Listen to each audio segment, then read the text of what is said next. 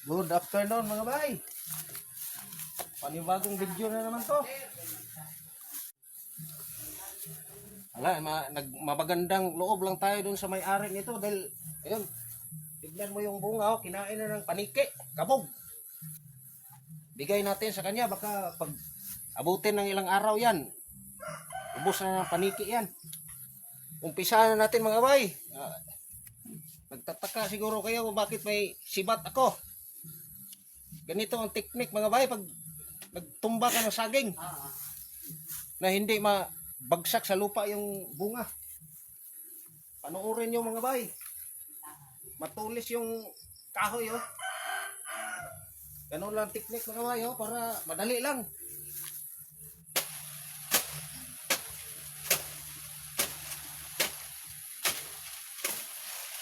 Yun mga bay, tumba na kaagad, oh.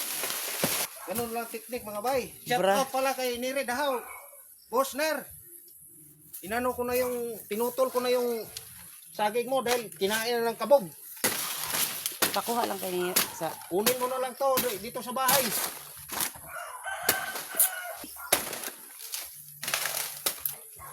Saglit lang tumbahin pag ganung teknik mga bay, pag tumba ng saging. Yung iba pinuputol pa sa puno. Sa amin, hindi.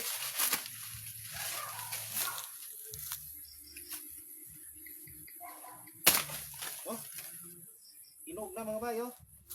Tingnan nyo. Kinain na ng kabog, oh. Ayan, oh.